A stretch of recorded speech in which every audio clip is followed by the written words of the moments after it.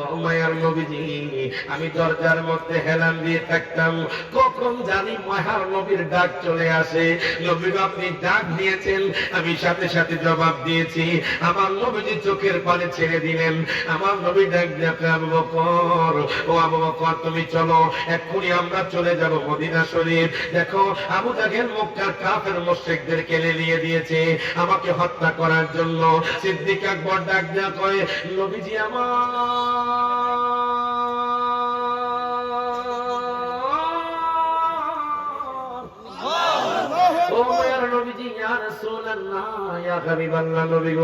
আপনি কোন টেনশন করবেন না। আমি সিদ্দিক আকবর থাকতে নবী গো আপনার গায়ে একটা ফুলের পোকাও দিতে পারবে না। আপনাকে জবাবটা করে কোন মারহাবা। এখন দেখেন আমার দয়ার নবী, মায়ার নবী, রহমাতুল লিল আলামিন নবী, জিন্দা নবী সিদ্দিক আকবরকে নিয়ে রওনা দিলেন মদিনা শরীফের দিকে। যেতে যেতে যেতে যেতে বাজান ওই যে জাবালে সূর, যাকে বাজান গারে হেরা বলা হয়েছে, বাজান আমি নগণ্য গোলাম সেখানে গিয়েছি। জোরে কর মারহাবা।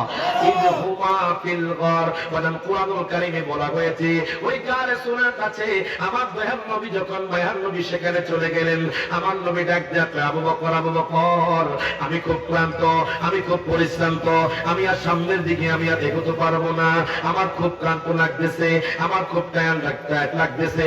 তখন বাজার সন্ধ্যা নেমে আসলো।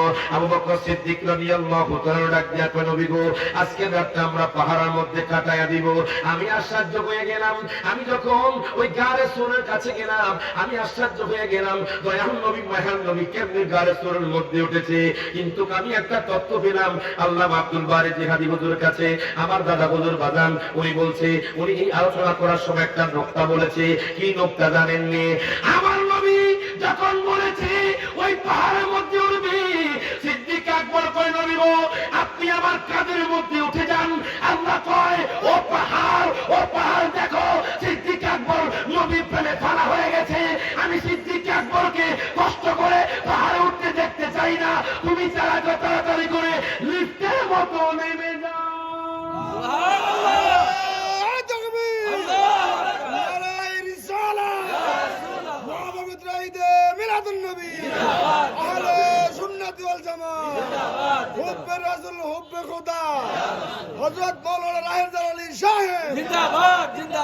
সিদ্দিক, ফারুক, উসমান, হায়দার, চারজন সাহাবা সবচেয়ে বেহতর। সিদ্দিক, ফারুক, উসমান, হায়দার।